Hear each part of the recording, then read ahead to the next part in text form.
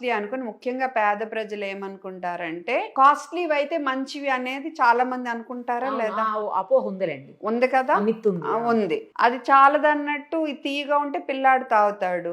వాళ్ళకి తెలియంది ఏంటంటే వీటిల్లో WHO ఫార్ములా ఓఆర్ఎస్ కంటే 8 నుంచి 10 రెట్లు చక్కెర ఉంది. యాక్చువల్ ఓఆర్ఎస్ అనేది ఒక మందు. ఇప్పుడు మాకు జ్వరం వస్తే పారాసెటమాల్ ఒక మందు, ఎలర్జీ వస్తే ఏ సెట్రిజినో ఏయనా ఆ యొక్క మందు. యాంటీబయాటిక్స్ అనేవి మందులు.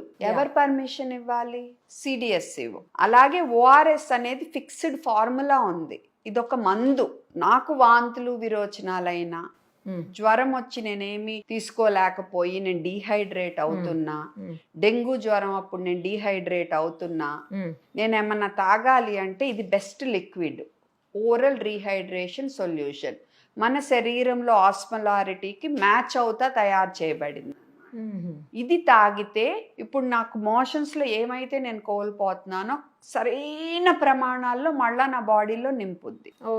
సో చిన్న పిల్లల్లో షుగర్ జబ్బులు ఉన్నాళ్ళు ఏంటంటే పెద్దాళ్ళతో పోల్చుకుంటే తొందరగా వాళ్ళకి చనిపోయే ఆస్కారం ఉంటుంది మోషన్స్ వల్ల. ఎందుకంటే బీపీ డౌన్ అయిపోయి అవయవాలు ఫెయిల్ అయిపోయి చనిపోతారు పిల్లలు.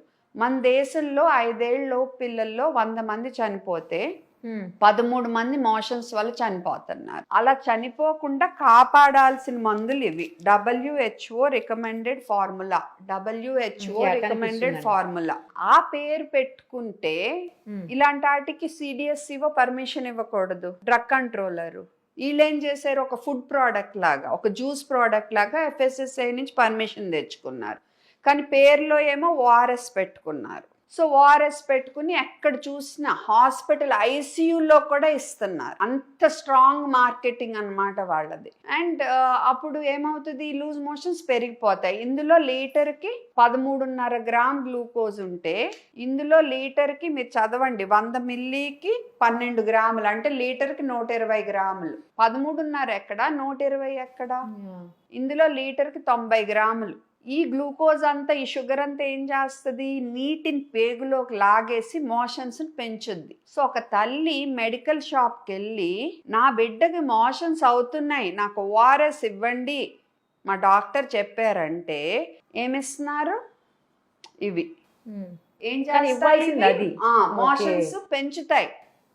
అంటే హెల్ప్ చేయకపోగా ఏం చేస్తాయి, ఇంకా ఉన్న ప్రాబ్లమ్ సివియర్ చేస్తాయి. అండ్ సివియర్ అయితే ఏమవుతుంది, పిల్లలు చచ్చిపోతారు. ఆ కోపం, ఆ ఉక్రోషం, ఆ బాధ వల్ల నేను ఫస్ట్ అవేర్నెస్ రేస్ చేయటం, ఆ తర్వాత సెంట్రల్ డ్రగ్ కంట్రోలర్కి రాయటం, వాళ్ళేమో ఇది మేము ఇచ్చిన పర్మిషన్ కాదు మీరు FSSAIకి రాయని అంటాం. మళ్ళా నేను FSSAIకి రాయటం. ఇచ్చిన పర్మిషన్ కానప్పుడు మెడికల్ షాప్స్ లో అలౌ చేయొద్దు కదా, అదన్నా ఆపాలి కదా వాళ్ళు. అది ఇప్పుడు ఆపాలి, వాళ్ళు ఆపాలి. అండ్ ఇప్పుడు నా విన్నపం అదే గవర్నమెంట్ కి, మీరు మెడికల్ షాప్స్ లో ఇప్పుడంటే ఇప్పుడు నేను అవేర్నెస్ తీసుకొచ్చా, 1 సంవత్సరం ఉంటుంది, 2 సంవత్సరాలు ఉంటుంది, తర్వాత జనం మర్చిపోతారు. కాబట్టి గవర్నమెంట్ బాధ్యత ఏంటంటే మెడికల్ షాపుల్లో మీరు అడిగిన క్వశ్చన్ చాలా valid question, you're the first one who asked me that.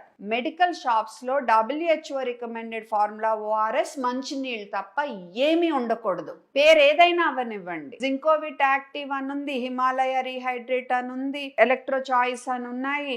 ఇప్పుడు వీటికి పేర్లు మార్చి ఓఆర్ఎస్ తీసి రిబలాన్స్ విట్ అని అమ్మేస్తారు. గ్లూకాన్ డి యాక్టివ్ ఓఆర్ఎస్ నుంచి ఓఆర్ఎస్ తీసి గ్లూకాన్ డి యాక్టివ్ అని స్టిల్ మెడికల్ షాపుల్లో పెట్టారు అనుకోండి, దీనికి ఇంకో పేరు పెట్టి అప్పుడు ఏమైతుంది, మళ్ళీ ఓఆర్ఎస్ఎల్ DRSL చేశారు అనుకోండి, అయిపోద్ది మీరు చేసిందంతా అంత మీనింగ్లెస్. అది అంటే ప్రజల్లో ఒక విధమైన అవేర్నెస్ వచ్చింది, WHO రికమెండెడ్ ఫార్ములా ఓఆర్ఎస్ఎల్. కవర్లు మారుస్తారండి, కవర్లు మారుస్తారు. అండ్ మారుమూల ప్రజలకి వాళ్ళకి ఏం తెలుసు పాపం, అన్ఎడ్యుకేటెడ్. డిస్క్లైమర్స్ పెట్టేమో వాళ్ళు చదువుకోవాలంటున్నారు. ఎంత అన్యాయం అండి అది. అది ఎడ్యుకేటెడే చదవరండి, మీరు అన్ఎడ్యుకేటెడ్ గురించి సంగతి అసలు. సో అందుకని గవర్నమెంట్ స్ట్రిక్ట్ గా చెప్పాలి, మీరు మెడికల్ షాప్స్ లో only WHO recommended formula ORS తప్ప ఏది ఉండకూడదని స్ట్రిక్ట్ లా ఉండాలండి. హాస్పిటల్ గవర్నమెంట్స్ చేయాలి, సెంట్రల్ నుంచి రావాలి అది. Hospitals, schools, pharmacies, clinics, nothing else should be there. That is how it has to be. అసలు కంప్లీట్ గా వచ్చిన తర్వాత ఆపటం కంటే మొదలే అసలు అది తయారీ కాకుండానే బ్యాన్ చేస్తే అయిపోతుంది కదా. తయారు చేసుకోండి, మీరు సూపర్ మార్కెట్ లో అమ్ముకోండి అండ్ ఓఆర్ఎస్ అని పేరు పెట్టుకోవద్దు. ఓకే, మాజాళ్ళు అమ్ముకుంటున్నారు, అలా అమ్ముకోండి. Don't mislead people, don't miss brand, don't put misleading label, don't sell in hospitals. అంటే మెడికల్ కేర్ ఎక్కడైతే అవసరమో ఆ ఏరియాస్ లో అమ్మొద్దు, పిల్లలకు అమ్మొద్దు.